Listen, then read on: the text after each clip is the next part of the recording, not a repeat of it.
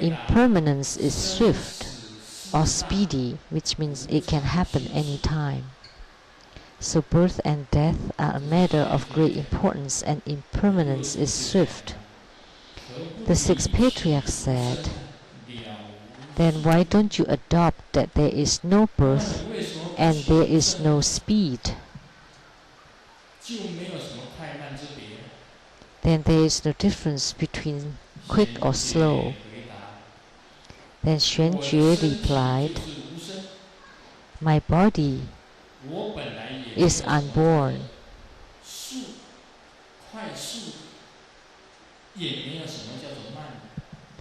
and I don't have the so-called quick or slow.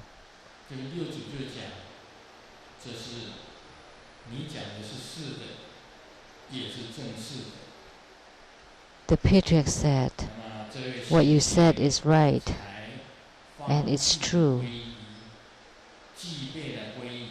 Then Sheng-yen bowed with proper manner,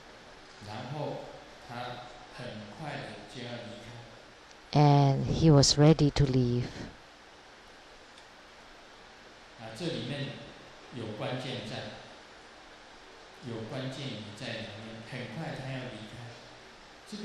So there's a key point here. Then the Patriarch said, if you're leaving like this, that's too quick.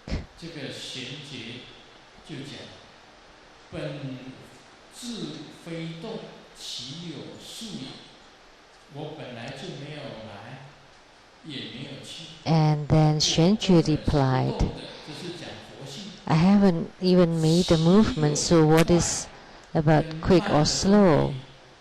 I am like this, I didn't come nor go. Then is there any difference between quick and slow? Then the Patriarch asked, who would know about the non-movement? Then Sheng-yen replied,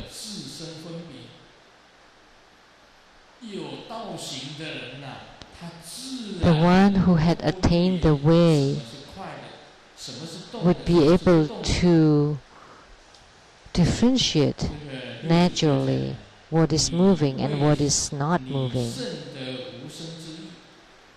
And then the Patriarch said, you have gained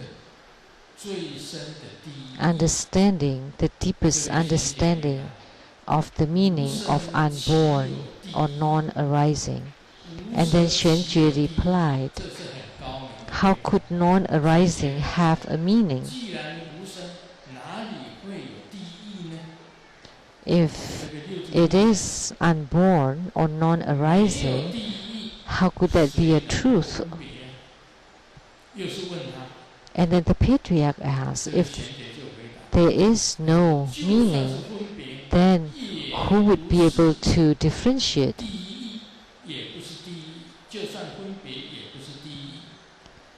So he replied, in differentiating, that it is not the ultimate truth. Then the Patriarch said, very well, now you stay a night before you leave. So he stayed a night, and then you could leave. So he was called the one enlightened overnight, which means that he was enlightened after staying overnight. And later on, Sheng-yen composed a song of enlightenment,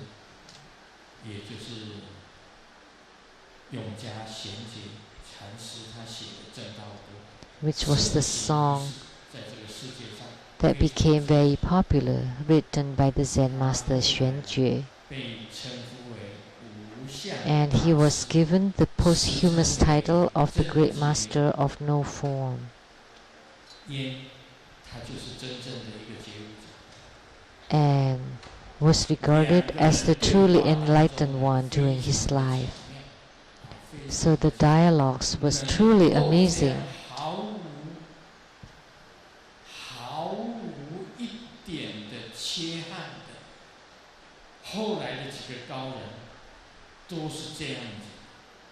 So all these high adepts are like this. And immediately the Patriarch confirmed him. So it is, which means I have confirmed that you are truly enlightened. So in here there is something very important. Xuanzi said, birth and death are a matter of great importance, and impermanence is swift. For ordinary beings in our world,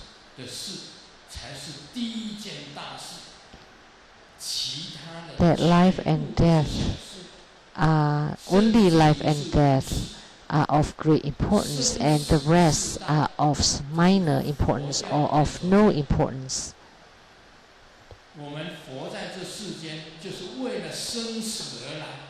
So in Buddhism we say that we come to the world because or due to birth and death, and the rest are of no importance.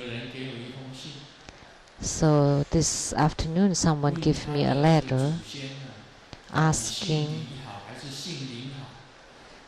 whether his ancestors should have family name Li or Lin. Li. So Li or Li.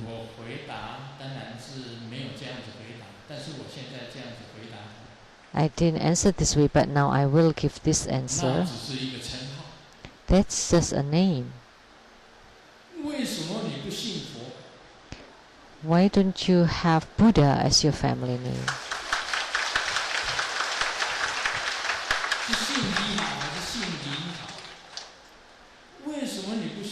You're asking whether you should have family name Li or Li. Maybe you should have Fo or Buddha as your family name. Buddha so and so.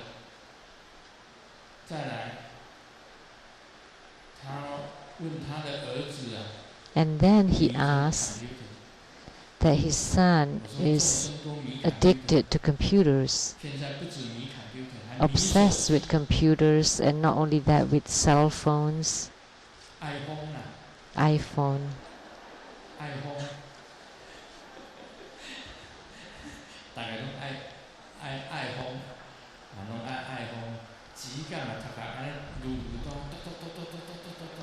And just always clicking on the phone.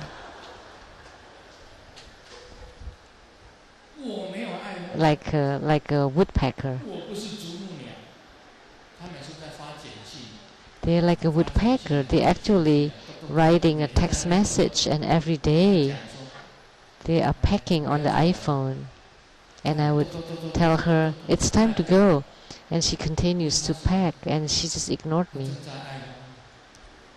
And asking her a question, and she's on the busy with the iPhone.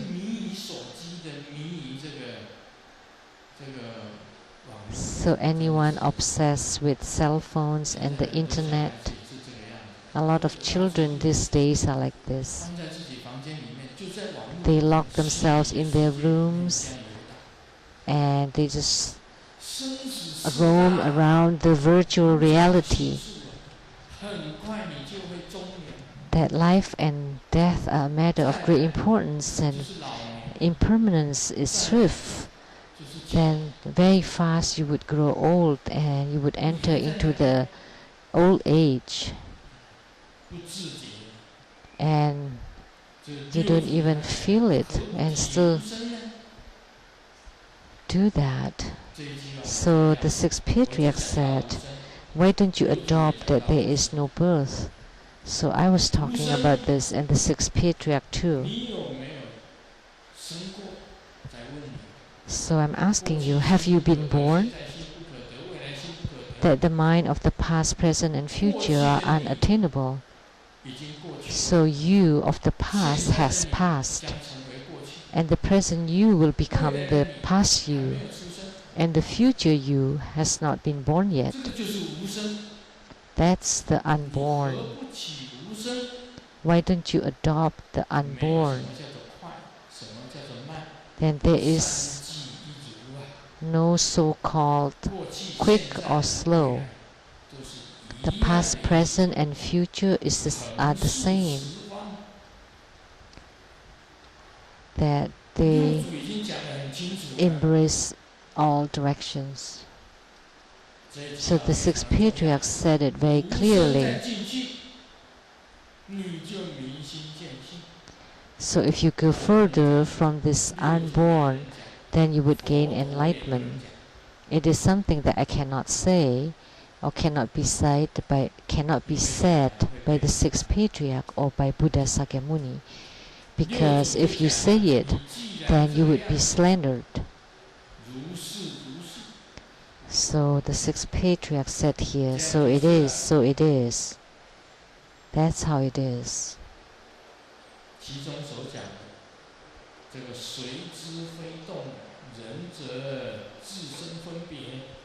And who would know that there is no movement? Then one, the high adept, can differentiate, and this differentiation is the wisdom of the amazing discernment, or the wisdom of the mirror-like Dharma realm. So when there is no thought or no mind, who would be the one who differentiates? So if it is unborn, how could we have thoughts? So differentiating is not the ultimate truth, which means the differentiating is not no thought. So that's the wisdom of the wonderful discernment.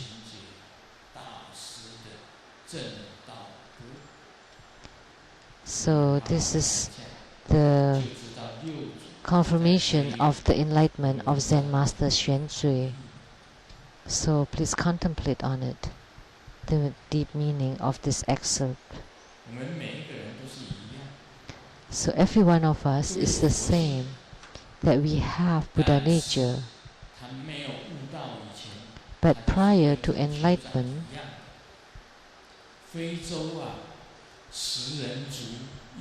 then you would be the same as this tribe head, the head of the tribes in Africa.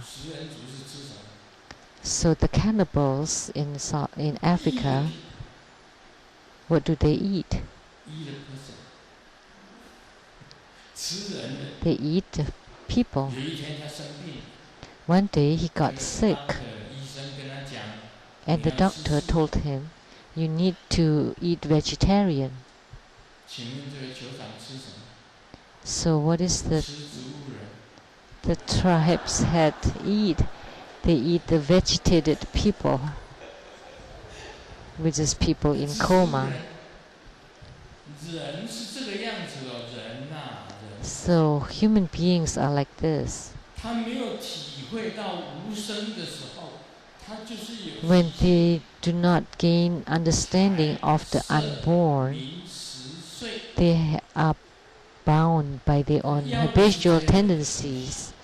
They want things related to wealth, to sensual things, food, sleep, and names. That's the roots of hells. But if you gain understanding and experience of the unborn, then you let everything come and go naturally.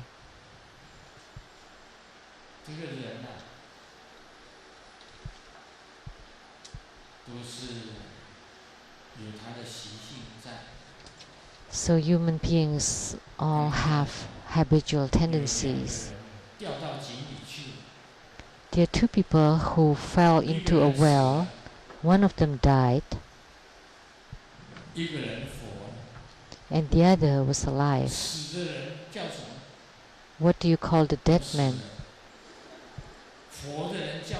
And what do you call the life man?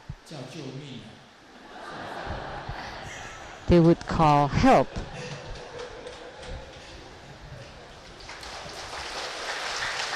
So they are called, or they are calling for help.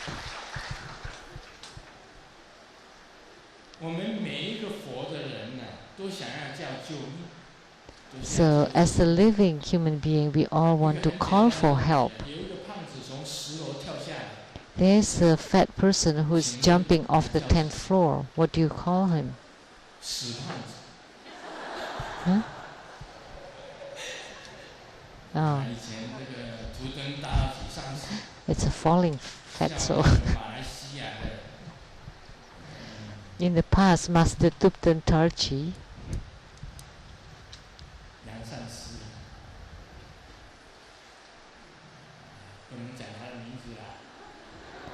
called the Malaysian master the dead fatso. He's not here today, so it's fine. And one day he got angry and he would come here and I would tell him, please stay there and pay homage to me.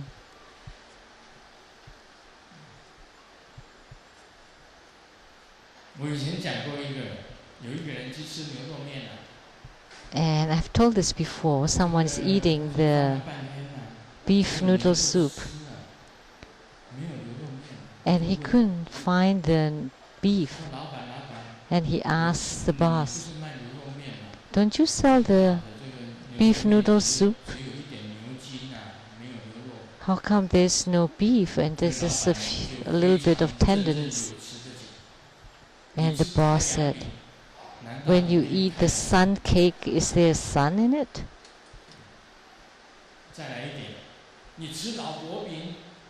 And if you eat the wife cake, would you be given a wife? So there's a profound meaning in here.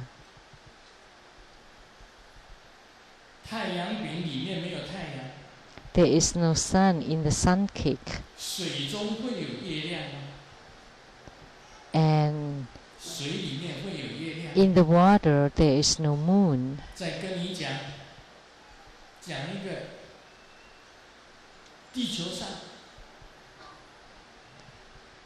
And on earth, what do you have?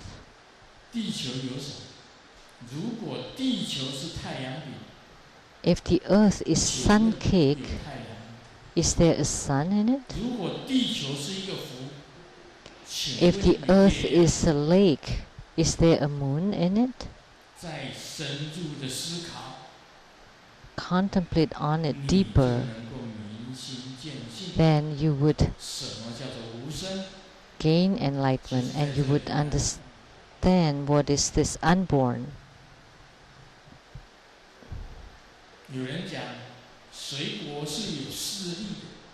Someone said,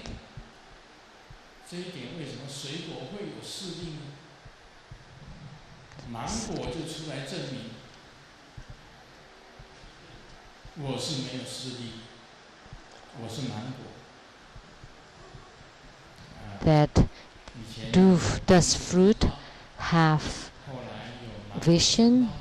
No. There was an apple magazine and then there's a mango magazine.